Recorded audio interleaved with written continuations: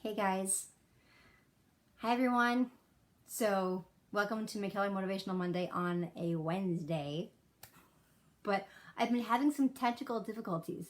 I was trying to do this earlier because in just a few minutes I'm actually starting a live book signing. And here we go. Okay, I think the technical difficulties might have been resolved. So I want you guys, if you go to my Instagram or Twitter, hey there, I'm just talking to some people live. Then if you can see the link to join the book signing, if you click on in my bio, there's a link on Instagram and also Twitter, and I think Facebook too. If you go to the link tree, you'll see there is a link to sign up or just to join in with the live book signing. I'll be doing a chat about my books, and also there's an opportunity to get signed books. So actually I'll be signing nameplates personally to you guys, and then they will mail them to you. They'll stick them in a book and mail them to you. So again, go to the link on my bio, both Twitter and Instagram, and you can also listen in here if you want, but if you want to get a signed book, then the way to go is definitely to click on that link in my bio. It's at Vroman's. Vroman's is the bookstore that's hosting it. Okay, let's see here. I will put on my headphones. So now over here, pretty soon, in just a couple minutes, and I'll talk to you guys for just a minute. Hi there, by the way, what's your name? Vera? Rira, nice to meet you. So do we have a couple minutes? I saw you that somebody wrote that we're running a couple minutes behind schedule. Do I have a minute to talk to these guys? Okay, cool. Hey, so how you guys all doing, by the way? Yes, and so signed books. I'll be signing nameplates. Hang on, I have them. Oh, they're over there. And I'll be signing them directly to you guys, so you can request your actual name or whatever. If there's a child in your life, the book, the new book these days that we're doing the book signing for is The Times Machine. This is for grades 2nd through 5th, and or anybody really who's learning multiplication and division. There are tons of like cartoons, and hang on, there's some really fun things. It's kind of like a graphic novel way of teaching math, of teaching multiplication and division. So I just love the way this book looks. It's super fun and colorful, and this is the main book I'll be talking about, but I will be talking about all my books. You can see some of them behind me. I've been writing math books for like 13 years now. I've got books for ages 0 to 16, and they can all be found at McKellarMath.com. Most of them are for sale on the Vroman's website. If you click the link that I mentioned in my Instagram bio, my Twitter bio, if you click on those, it'll take you to this Vroman's live book signing that I'm doing right now, and you can buy many of my books there, your choice, and I'll be able to sign them for you. Just make sure you fill out the form.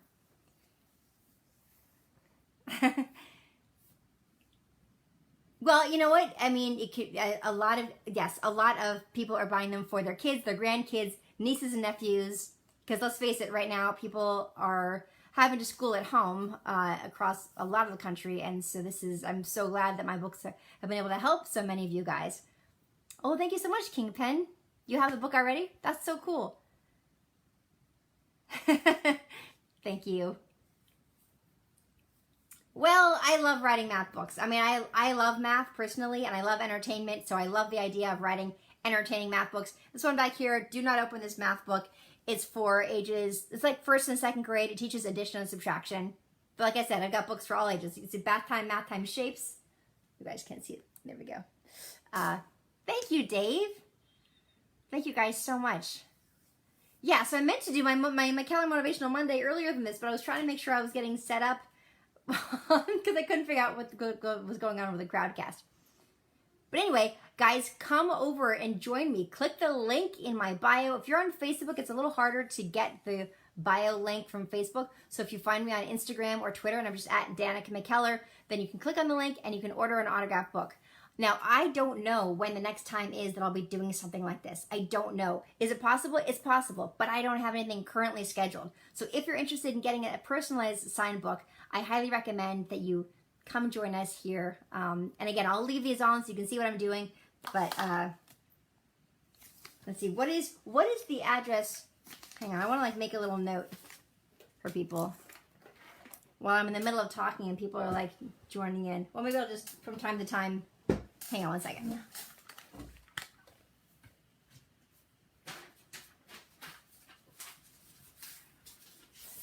Okay. Here we go. Wait. Costa Rica. Costa Rica is a place that I want to go. I am actually really so excited about the idea of going there. My son is learning all about Costa Rica right now with an online homeschooling class that he's doing. I used to make book appearances in New York, yes, but lately with what's going on in the world, that's just not happening. Now we're doing everything virtually. So what is the best, let's see, Crowdcast. So it's Crowdcast. I'll hold this up for you guys so you can see. Crowdcast.io/e/times-machine. Okay, so here is the info if you don't want to go and click the link on my bios. You got the butterfly book for your grandkids? Oh, very cool. I look tired? Well, let's see. There's a lot of things that we're all juggling right now. I'm very tired, but also very excited to be doing this.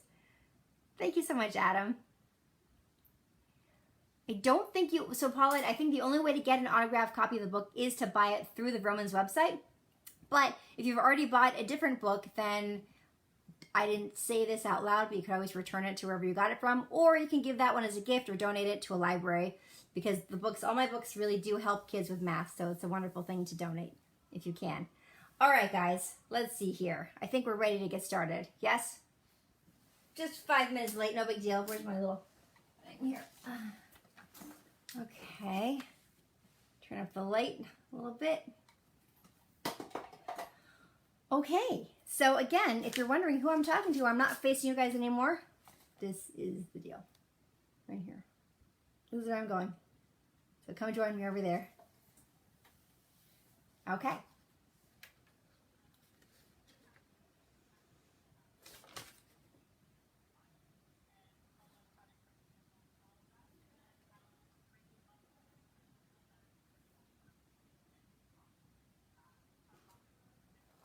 So are you going to be asking me questions or just want me to like just talk?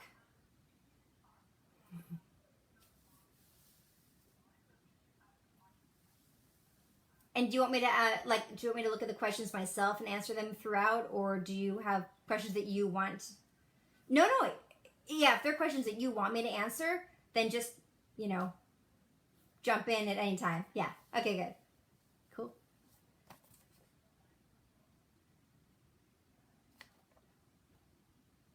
Cool.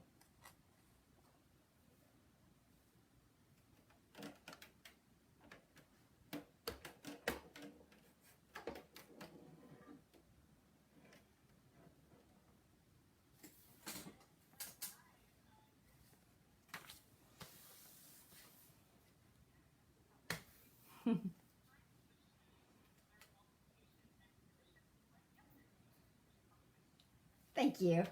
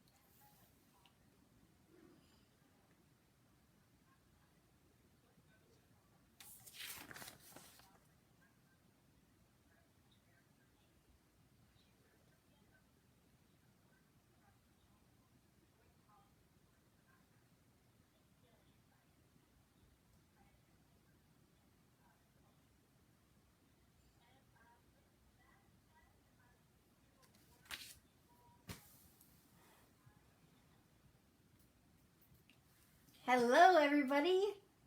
Hey, thank you so much for joining on this virtual book signing in this brave new world we're in. Usually I do real book signings. I go to bookstores and I get to meet you all in person and shake your hand and get a selfie and sign books for you.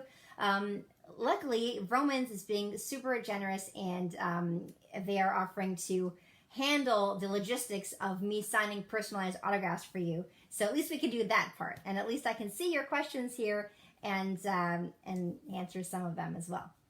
So, for those of you who are not familiar, I've been writing math books for a very long time, like 12, 13 years. They're all at mckellarmath.com. I now have books for ages 0 to 16. And what's really, really cool about the timing of this one, no pun intended, the times machine, this is my 10th book, which is mind-blowing to me, like 10 books.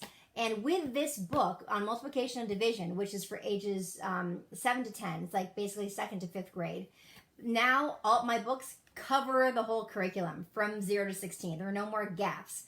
People say, oh, I've got an 8-year-old or a 9-year-old. I'm like, well, I'm coming up with a book soon, but I don't have one yet.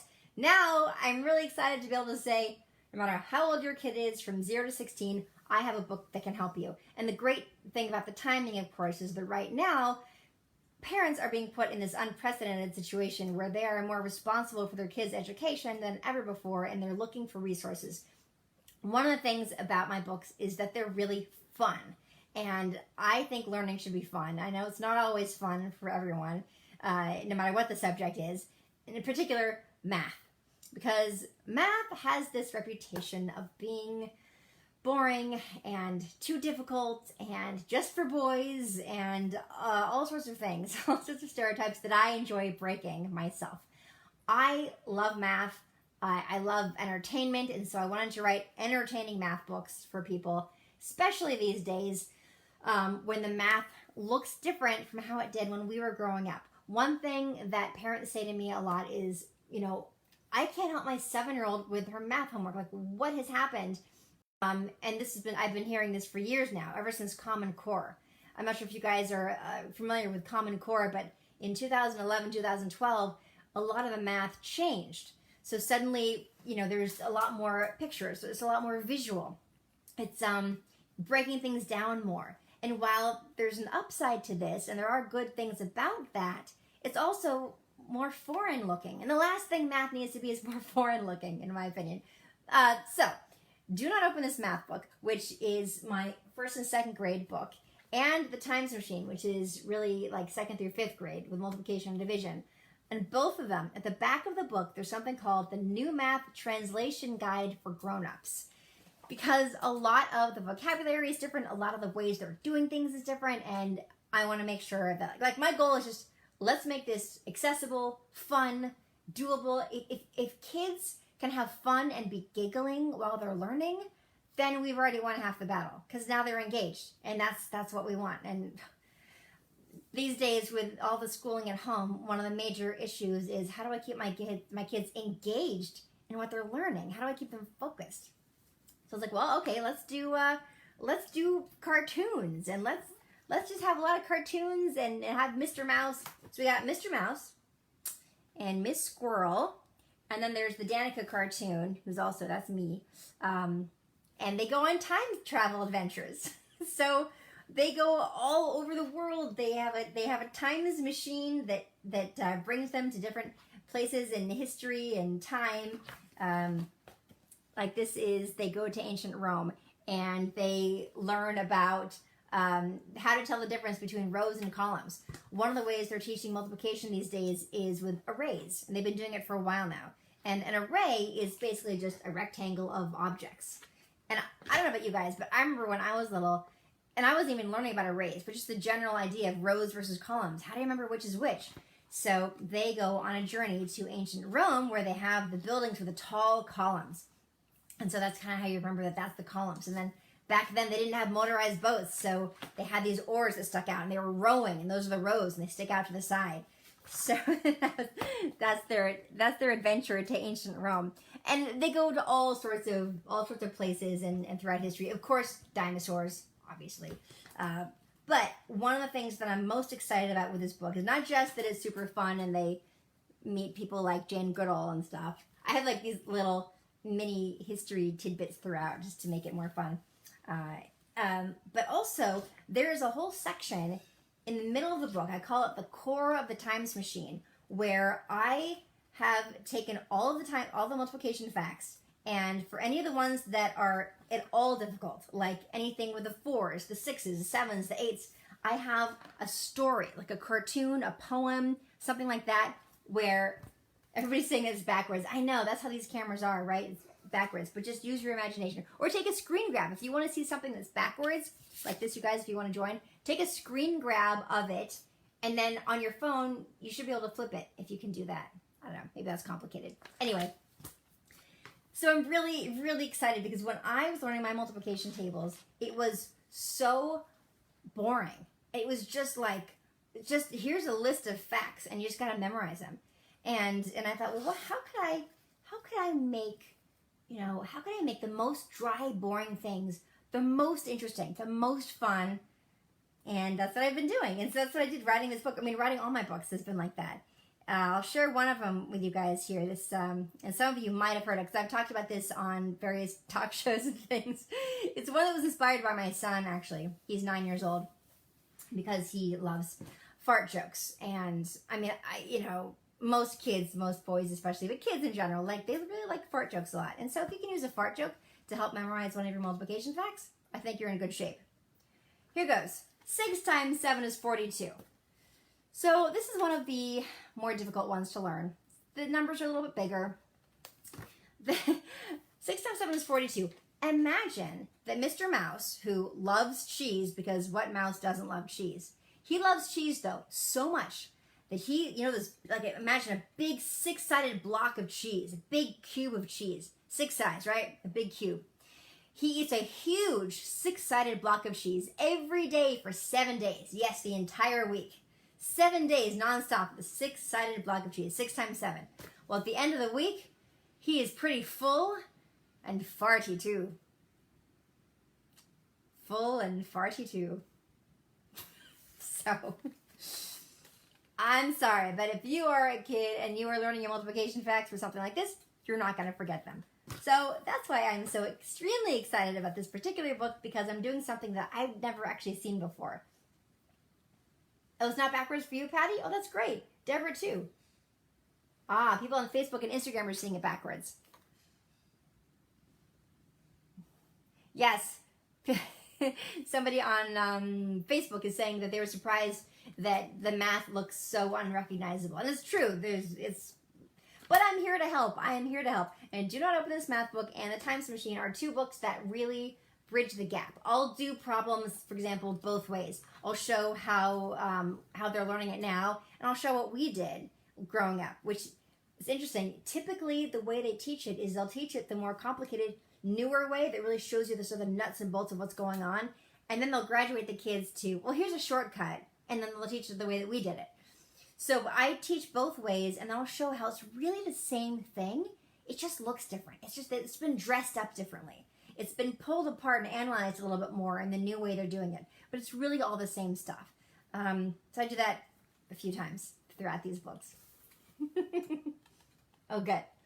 Yeah, so the stream is running. Oh, some people are getting it frozen. Yes, refresh your page. So some people like to know, like if we were in a real book signing and I were taking questions, somebody would say, oh, by the way, I see, there's 15 questions down here. Well, before I get to that question, I'll answer a question that people usually ask, which is, how did I get into this in the first place? After all, I'm an actress. I was on a show called The Wonder Years growing up. I played Winnie Cooper, a very successful career. I took a break from all of that and decided to get a degree in mathematics from UCLA. But how did I even, did I always love math?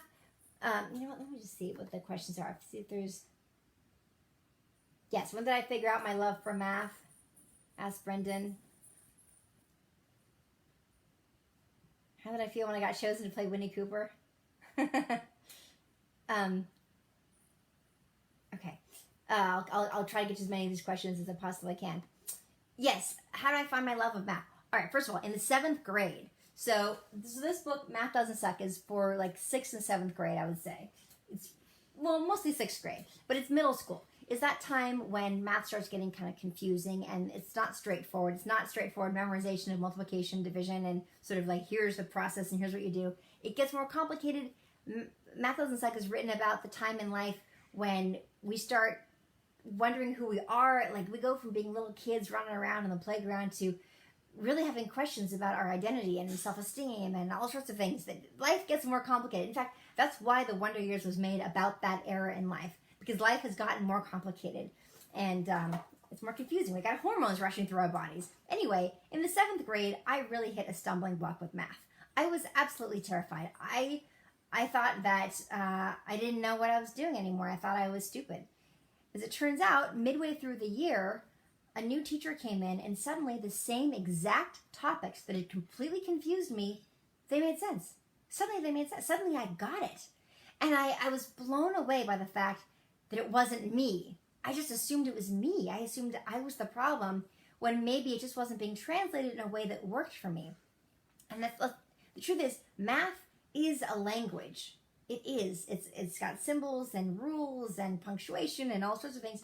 We write math sentences. We tell story problems, and if that language is not translated in the right way for your kid, it's going to remain foreign and scary. And I really discovered that when I was in the 7th grade. I didn't know that later on in life I'd be translating it for other kids, but I did know that suddenly I understood it. And I loved it. I loved the feeling of the challenge of math. And as I went through middle school and high school, I tended to take the more difficult math classes. I liked that challenge. And then when I got to UCLA, the Wonder Years had ended just a few months before I graduated from high school. And I got to UCLA and I'm thinking, okay, all right, next phase of my life, what's next for me? I think at the time I decided I was going to be a film major. I was going to learn more about the other side of the camera, writing, directing, all that kind of stuff. And I got to UCLA. I took a few classes, had a few trimesters. The last trimester, I decided to take a math class because my brain felt like it was getting mushy. And I identified a sharp brain with doing something like math. So I decided to take a class, but I was nervous. I was really nervous about taking a college math class. I just thought that math in college would be somehow much more difficult, and definitely for like other people, not for me. For some sort of math planet people. I don't know who I thought would be good at college math, but I didn't think I would. And the weird part about that is that, and I almost didn't take a math class because of it. The weird part is that I graduated at the top of my class in high school, and I had gotten a 5 on the calculus BC exam, which is the hardest calculus exam you can take in high school. And I got the highest score you can get, but I didn't believe that I'd be good at math. And that's one of the crazy things about math ability is that that's right, yeah. Kinetic Cover, you had a similar experience? Yeah. And my perception of myself almost held me back. Well, I got to the class. I studied so hard for that class. I studied all my high school calculus notes, which yes, I still had because I'm that girl who was like a super nerd, really like loved calculus, loved math, and so I saved all my notes. I studied all my notes. I studied so hard for the class. First midterm comes up, and I was like, I tanked it. I failed it. I failed the test. I got a 22 out of 40, which I assumed was a really bad score. Turns out it was some sort of a Weider test, and the reason I know this is because the teacher, the professor, graphed the scores on the chalkboard. Didn't say names, but there was a 22. I was the only one who got a 22. And there were 2 people who got 15.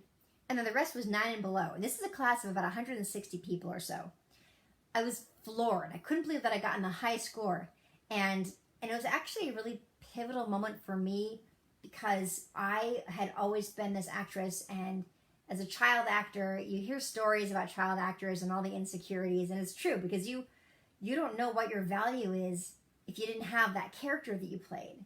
And you begin to question it once your show is over. You're like, well, who would I be if I didn't have this? Because everywhere I went, every day, and let's face it, it's still true, but everywhere I went, people would say, oh, aren't you that girl who played Winnie? Aren't you from TV? And the next day after that midterm, somebody tapped me on the shoulder in that math class and said, excuse me, aren't you that girl And I was sure that he was going to say from TV or who played Winnie. And he said, aren't you that girl who got the 22? And that moment for me was so huge. It was a defining moment for me. And I realized that I could find my value, my self-worth from something other than this TV show that I'd done. And I decided to, at that point, I decided to be a double major. I was going to double major in film and math. And then I ended up dropping film. I thought, you know what, I can study film later if I want to. Right? I'll never go back and study math again. But I threw myself into math 1,000%. And I really shouldn't say things like 1,000% being a math person. 100%. I threw myself into math 100% and really just absorbed it. And I quit acting for 4 years, and I just focused on my brain and just getting into like the beauty of the numbers and the challenge of it, that math high that you get when you think you can't do a problem and then you finally discover how to do it, and you feel amazing. And that's what I love giving to kids. You know, I want them to be like, oh, I finally get it. Oh, she just explained it in a way that I didn't see in my class, and now I get it. You know, I love that. I get emails from you guys. I get DMs. I get messages in all sorts of forms on social media with this same story again and again. And I can't tell you how much I love it. It never gets old. I love hearing about it from you guys. I know how great it feels to finally understand a math concept that's been bugging me or haven't gotten, and finally I get it. I know that feeling like it happened yesterday. And so I love the feeling that I can give that to you guys now. You don't want your daughter to feel like you felt in school. You were a B student in advanced math. Yeah, see, somebody told you that you were stupid. That's just criminal. That's just horrible. I can't stand that. Oh, Joey. I wish these books were around when I was in school. I struggled, especially in 7th grade. I used to cry. I was to come home and cry because I was afraid of my math homework. I was just, I was a wreck. I mean, and my parents were so bewildered. They were like, Danica, you just try your best. That's all we care about. And like, I would come home, I was just so worried and insecure because I felt like I couldn't do it. And you know what, for me, my goal in writing all these books, and you're seeing, I've got 10 books. This is Times Machine is my 10th book. My goal is not necessarily to turn everyone into math majors who go on to use math and STEM in their career in life, although there are a lot more high-paying jobs available in technology and STEM fields if you do have a solid foundation in math. Let's not forget that. But my goal is that kids feel confident and know they can do it. They might not love math, but it's like, but I can totally do it. I totally got it. And might it inspire a love in math or STEM for some of the kids? Yeah, I experienced that. I went from being afraid of it to loving it, and now it's my career. It's one of my 2 careers. So that's my goal, is to make kids feel confident. Show them they can do it. Show them it can be fun. It is a language, and it can be translated, you know, using graphic novel cartoons and fun poems. And then, of course, one of my goals for this particular book is helping kids to memorize their multiplication facts, which is a simple but very, very important foundational aspect of math and success in math. Because if you don't know your times tables, then you will not be able to reduce a fraction. You won't be able to factor expressions the same way. And it's something you got to do. And these days, with all the schooling at home that's happening, for some parents who might not feel confident in the ability to explain complicated mathematical concepts to their kids, they can say, you know what we're going to do though? We're going to use this time to memorize your multiplication facts. And it doesn't have to be boring. It can be fun. I also want to direct you guys to my website. Well, there's mckellarmath.com. That has all my books that I've written so far. But also thetimesmachine.com. So this book's website, thetimesmachine.com. On that website, if you go to the section that says Stuff Promised in Book, one of the things, if you scroll down, is all the multiplication facts. I had them made so you can cut them out and put them on your bathroom mirror. One of the best ways to memorize something, beyond having super fun stories and cartoons and 6 times 7 is far too 2 and all that, even beyond that, is having all of them, like say for a couple weeks at a time, just post 5 or 6 or whatever, or maybe for a week at a time. Day, brushing your teeth, you see it every day. So I have them there. It's a free resource. You don't have to pay anything. It's super available to anybody, whether you have the book or not. Although it does have the characters on there if you have the book, so it's more fun that way. But again, thetimesmachine.com, and they're free multiplication facts for anybody. Some parents tell you that they don't believe in memorization. That's interesting. Well, it's kind of like saying you don't believe in learning vocabulary. Knowing your multiplication facts is foundational to a fluency in math. It's foundational to having a fluency in math, and it can be fun. Finally, it can be fun. I sound like an advertisement now, but I'm so excited about the fact that I made them goofy and fun. Okay, let's take a look. You want to ask the book tonight? I'm checking. All right, let's see here. Question: you're a teacher, you homeschool your 8.5 and 10-year-old daughters, Robin? Oh, that's very cool. Well, this is for the 8.5-year-old. For the 10-year-old, this, but also she's kind of on the cusp of this and Math Doesn't Suck. Math Doesn't Suck teaches fractions, decimals, percents, proportions, very early stages of solving for X, kind of like the concept of it. All right, let's see. Well, this is a good one. What would you say to kids who say they hate math and struggle with things like memorizing the multiplication tables? Do I have any tips or tricks you can share? Yes. I have a feeling you asked that question before I explained it. But again, for all of the multiplication facts, I've got a colorful strip. And for the ones that aren't like super easy to learn, like, 1 times 2 or whatever, I have stories and poems and things. And then, yes, I also recommend taping multiplication facts to your bathroom mirror, to your child's bathroom mirror, so that he or she sees them every morning and they're just around. It just gets in the brain. And if you go to thetimesmachine.com, you can print out free ones. If you go to Stuff Promised in Book and scroll down, you'll see it says multiplication facts. I have extra practice on the website, and then also if you keep scrolling, you'll see the multiplication facts. You teach high school math, Robert? Very cool. I have a book for algebra called Hot X, Algebra Exposed, and then I have a geometry book. Oh, here it is. Girls Get Curves, Geometry Takes Shape. I'm not sure if these books are on the Vroman's website or not, but they are available. Okay, let's see. What is the most memorable compliment I've received from my young readers? Well, the most amazing compliment that I ever got was from a young woman who had read my books. In fact, Math Doesn't Suck, and then Kiss My Math. This is the 7th, 8th grade book. It's pre-algebra. Did I just adjust my thing? Yeah, I did.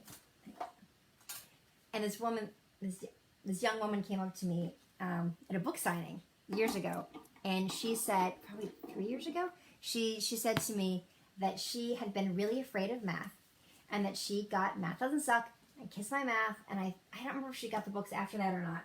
But she said that she went from being terrified of math to loving math, and that she just accepted a job at NASA. I was just in tears. I just couldn't believe it. I was just like, wow. I mean, anyway, I don't know if you consider that a compliment or not, but I was, I will never forget that. How many books have I written, and are they all educational? I've written 10 books. The Times Machine is the new one, is my 10th book, unbelievably. Are they all educational? Most of them actually teach math, but there are some that are like, they're fun, they're cute, and they have some math snuck in. So 10 Magic Butterflies, for example, is a book about, this is for little kids. It's a book about 10 flowers that wish they could fly, because they watch the fairies flying. And one of the fairies grants one of them the power to fly and turns the little flower into a butterfly. And then the next night, then another flower wants to be turned into a butterfly. So you learn all the different ways of making 10, because there's 10 flowers, and then there are 9 flowers and 1 butterfly. And then there are 8 flowers and 2 butterflies. And then there are 7 flowers and 3 butterflies. And then it ends up becoming a story about how they realize they really miss being flowers. And it's about, yes, sometimes we wish for different things, but let's appreciate who we are. And it's a really sweet book. Very beautiful illustrations. So it's a picture book that sneaks in some math. Let's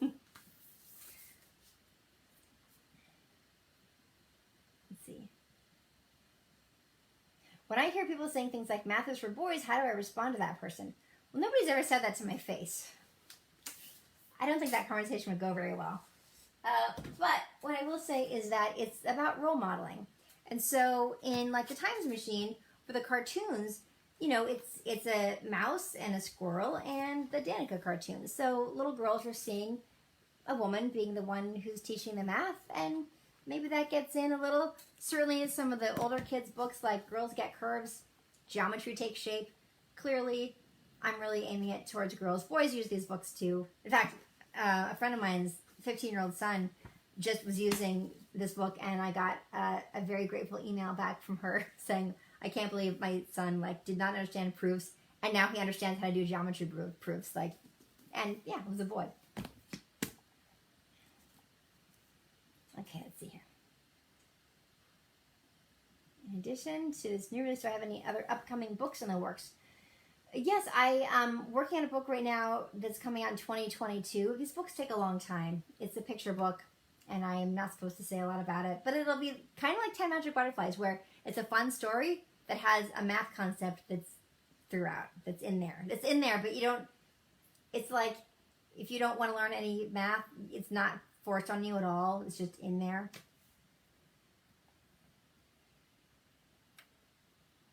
How do you get kids excited about math, especially when many kids will be home this fall, homeschooling and distance learning for the first time, if math is not your strong point? Well, what I say to parents is, if you don't understand the math that they're doing, especially if your kids are younger, and if you weren't good at math when you were young, please don't tell them that you weren't good at math. Please don't say things like, oh, honey, I don't know, I didn't know how to do it when I was young either. That's not good for them. It's setting the bar low, and you are their biggest role model.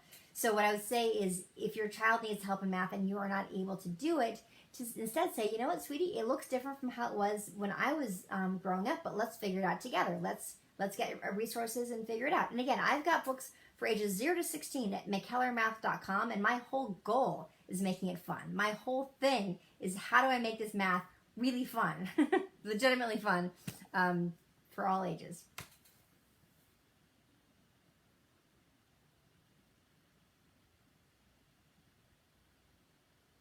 During my UCLA math days, was I also taking electives in science, specifically physics? I've heard you speak before about being equally excited about that area, and the Shays-Mckellar-Wynn theorem is applied statistical mechanics of magnets. Okay, so when I was at UCLA, I'm not sure how interesting this is to everybody listening, but I actually really struggled with physics. So I did physics and statistical mechanics of magnets are kind of very... The physics that was in the theorem that I co-authored, so when I was at UCLA, I helped to prove a new theorem in math. It was applied math, and the area that it was applied in was statistical mechanics. But it was very mathy. It wasn't a lot of physics. It wasn't like, here's a pulley, here's a spring, and here's a, electrical circuit. It wasn't like that. So it didn't look recognizably like physics to me.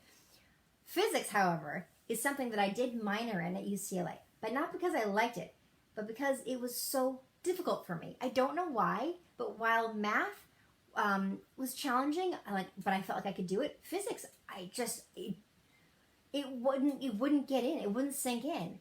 I was so stubborn about it. I said, you know what? I'm going to minor in physics because I'm not going to let this thing beat me. But I'd be in freshman and sophomore physics while taking these graduate level courses in math as a junior or senior in UCLA, and I'd be in the tutoring hours. I'd be in all the tutoring hours for physics trying to figure it out. Meanwhile, I was a tutor in calculus, so it was very strange, and just a little insight into the stubbornness of my personality.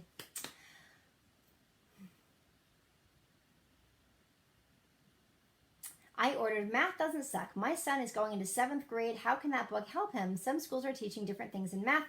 Will this help him with all parts of math for this grade? Yes, and here's why. Math Doesn't Suck teaches fractions, decimals, percents, proportions, factors, stuff that is absolutely foundational to pre-algebra. So no matter what they're doing, this is a part of it. This is a huge part of it, and will definitely help. So I'm really glad to hear that you got that book.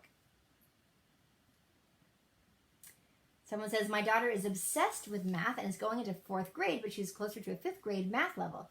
Would you still suggest this book for her? 5th grade, yes, because here's the thing. Does she have her multiplication facts down cold? Does she know them totally? And is she incredibly comfortable with long division? If she is, if she like can do long division no problem, and she knows all her multiplication facts like easily, then she is beyond this book. And then I would suggest Math Doesn't Suck. But if there's any hesitation, or if she's still kind of learning long division, or still learning multiplying like a 2-digit number by a 2-digit number, if she's still a little shaky on any of those, then this will really help to solidify that stuff as she moves forward. The best one of my math books for a precocious, creative, dramatic 5-year-old girl. Well, she would probably really like 10 Magic Butterflies. It doesn't teach a lot of math. It only teaches the different ways of making 10 from 2 numbers, but you'd probably really like it. But if you want something that teaches her something especially as she turns 6, do not open this math book. Speaking of precocious, I mean, it's a little reverse psychology there, but this is for 1st and 2nd grade. And it teaches addition and subtraction, but it starts off with 10 frames, and it uses cartoons, and Mr. Mouse does not like math and is not having it, and the Danica cartoon has to keep saying, come on, Mr. Mouse, let's do this. So it's really fun to to have the kid read Mr. Mouse and have the Danica cartoon in this one. So, I mean, I recommend both, but you'll see, now you know the difference between the two. You know which one is more for just entertainment and fun, and which one actually teaches math.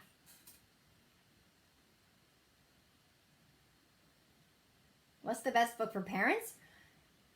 Whatever book is the age of your kids, whatever book your kids are learning. But if you want, whatever level your kids are learning at, if you want to brush up on math for you in life, then I recommend Math Doesn't Suck, because that one teaches the real world math stuff, like fractions and decimals and proportions.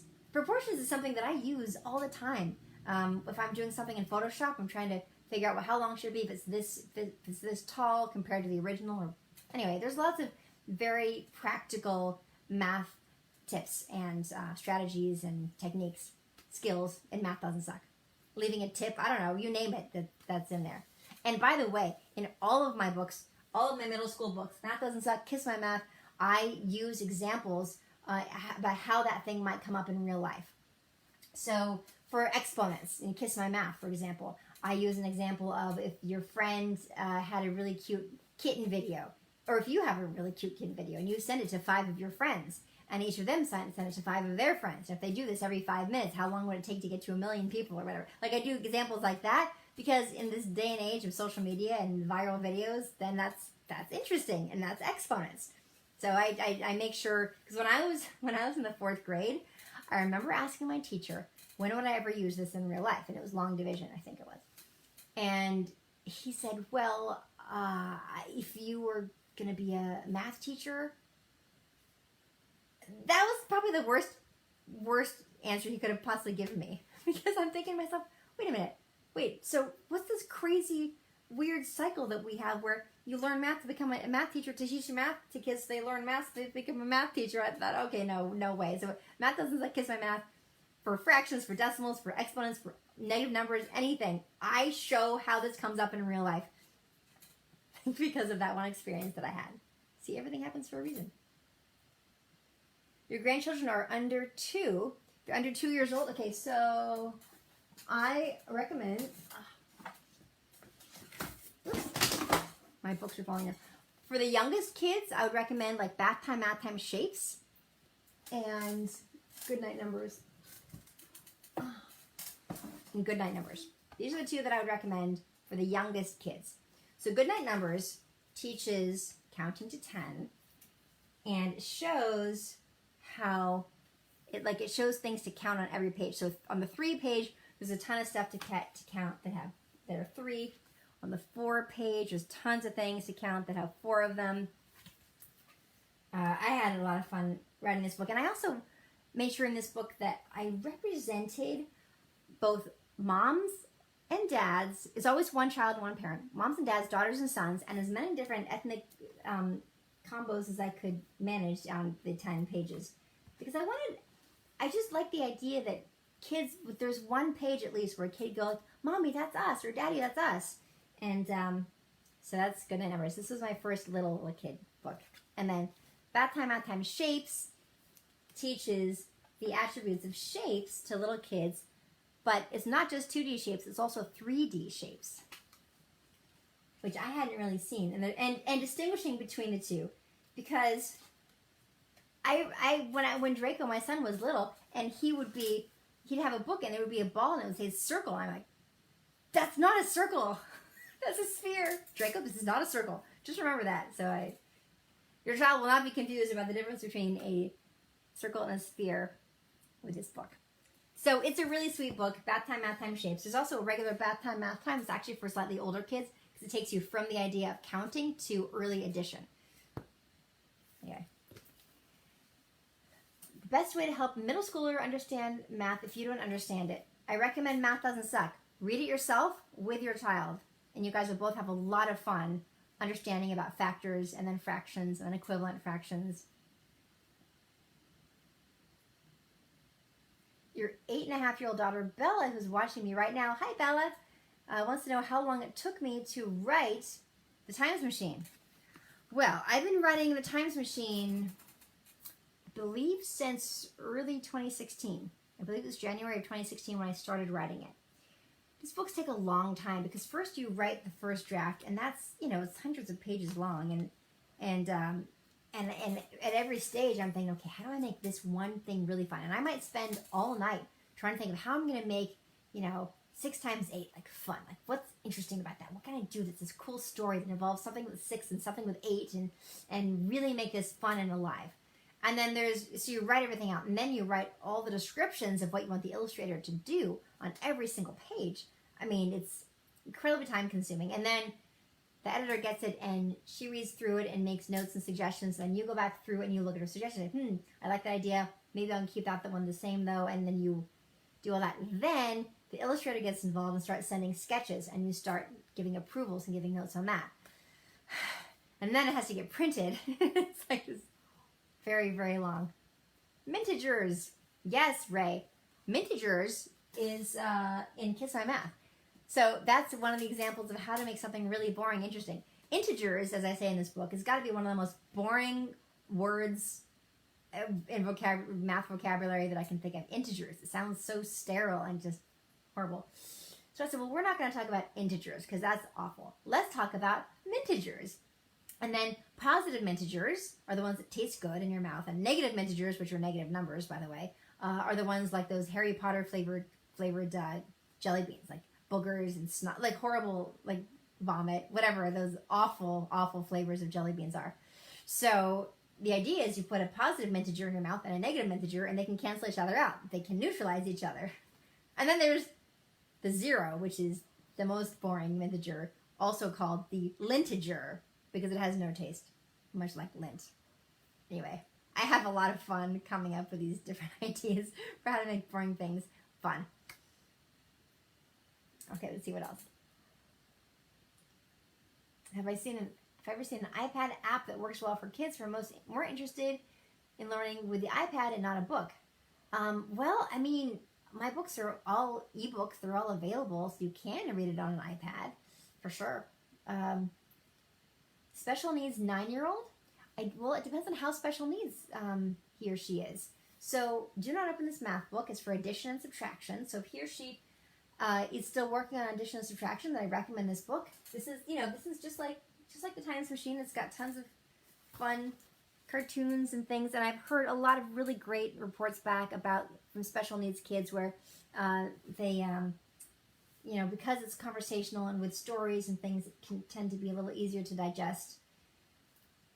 So there's kitties. He's stretching kitties. Again, I have so much fun coming up with interesting and colorful ways to describe mathematical concepts. But if your 9-year-old is learning multiplication now, then I definitely recommend the Times Machine, because this is key to learning your multiplication tables. Let's see.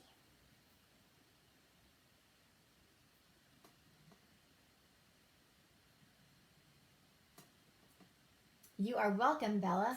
8-year-old, let's see, games and activities. In this book, are there games and activities? There are a few activities in Do Not Open This Math Book. but there's poems and cartoons and stuff in the Times Machine.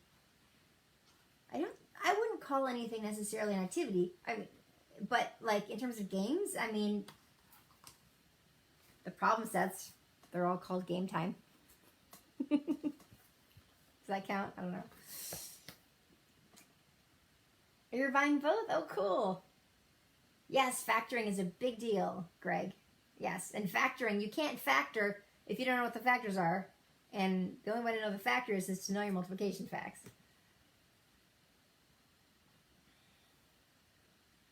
You minored in physics too? Sunny says, just tried to buy several of the books on the website, but it froze. Oh, technology, I tell you. You're welcome. Let's see what else. You got a lot of my books for your nieces and nephews, Brandy. Thank you. I'm so glad to hear that. Oh yeah, so the flashcards, yeah, Sharon, my pleasure. So so like she's saying, the flashcards at thetimesmachine.com. There are free flashcards you can download and print, and then you can say, okay, this week I'm going to learn my sixes, and you can cut them out and put them on the bathroom mirror, and every morning you'll see all the different 6 facts and start to sink in.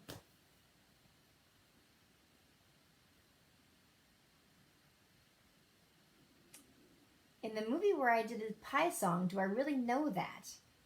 Well, I used to know the song really well. I could sing you a little of it now. I wrote the song. I wrote this song about pie. I mean, I didn't really write the... Well, yeah, there are lyrics. There are lyrics that I wrote for it. 139 Digits of Pie. Let's see. Wait, why is that saying a low battery? Oh, hang on.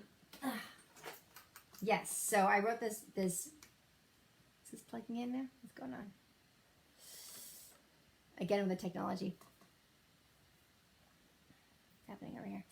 Okay, so I wrote a pie song, and I wrote it for a show, a little webisode show that I did called Math Bites. If you're interested, to see them, go to mckellarmath.com, and then if you click on Fun Links, you'll see a whole bunch of videos. And one of the videos that you'll see is me in this music video, for lack of a better way to describe it, all about pie. And I called it Dance of the Sugar Pie Fairy, because I wrote it to the tune of Dance of the Sugar Plum Fairy. Here's a little bit of the song.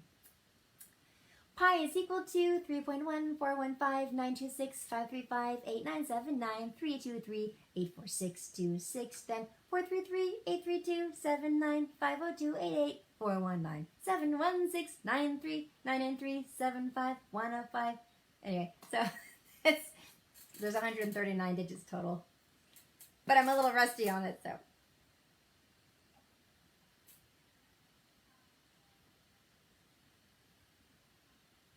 Okay, are there any questions that you would like me to answer?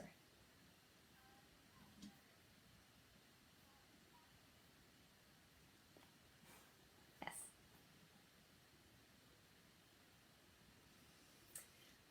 If I were going to write any books that weren't about math and making math fun, it would probably be some sort of like a self-esteem book for girls.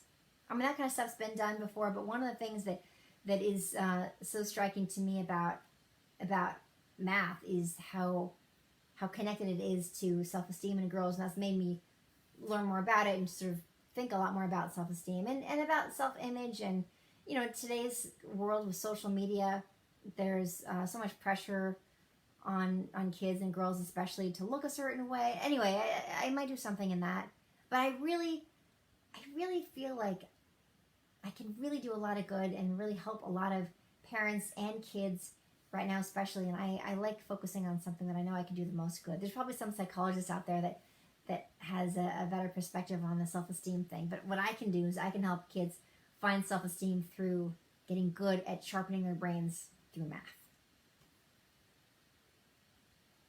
Thank you.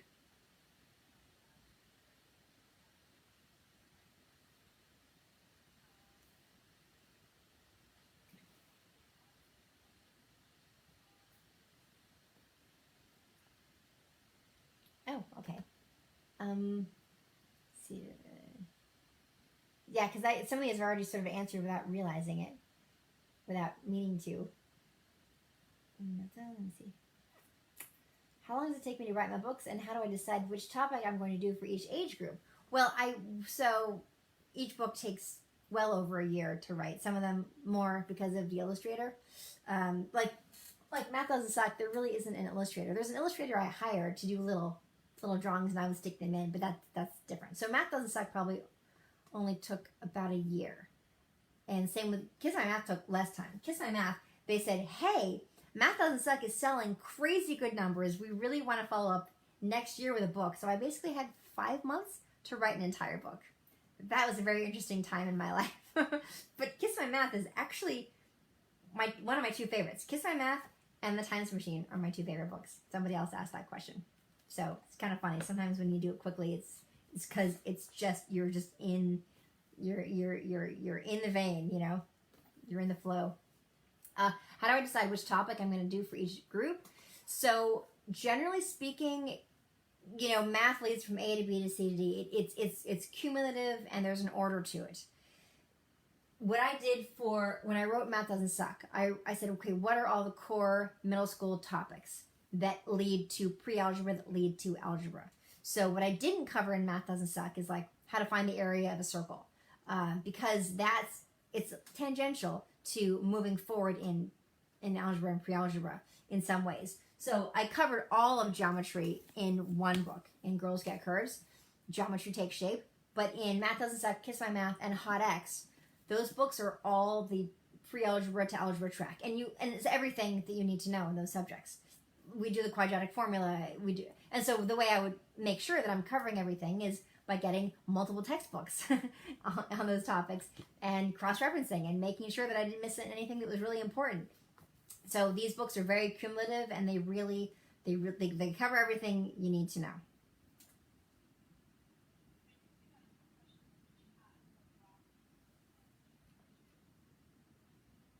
I certainly do. Well, I only have one. I've got a 9-year-old, and yes, he is using my books. He's 9. He's almost 10, and we just started Hot X Algebra Exposed. We just started the 8th grade algebra book, and I'm trying not to push him too fast, but he really does like math, and he's good at it, and it's hard to slow down. So, yeah. But yeah, he went through all of Math Doesn't Suck, all of Kiss My Math, and The Times Machine. I was kind of, when I was writing this book, when I was first writing it, is when he was doing that level, and so I actually experimented with stuff on him that went into the book. So when I teach 2x2 multiplication, when it's written in the normal way, you've got a 2-digit number and then another 2-digit number, and you start with the units and you multiply up here and then there, and then start with this guy. I said, well, let's pretend these are little like little cowboy kitties, and she's gonna rope this number, and then she's gonna rope that number, and then it's the next kitty's turn. She's gonna rope that one, and then rope that one. And so and that was something that I just made up with him, and that went into The Times Machine. So.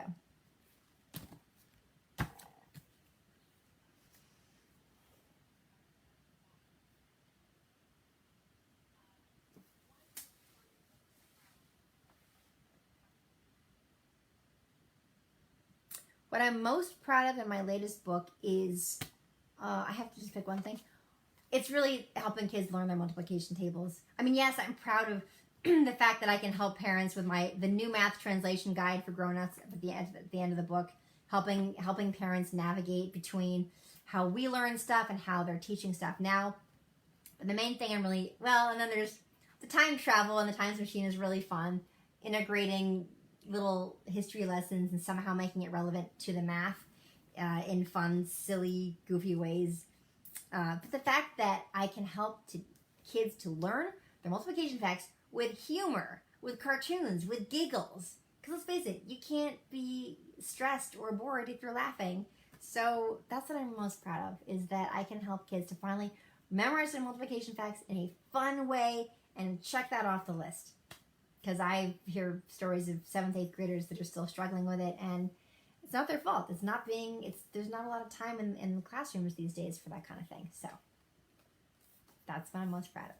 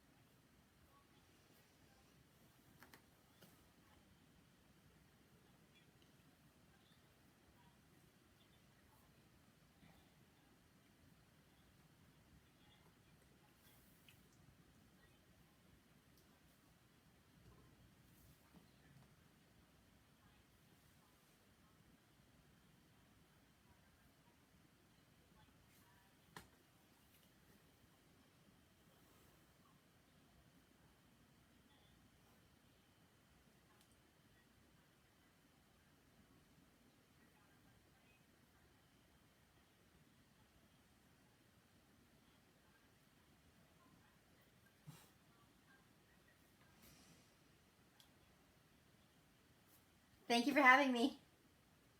Bye.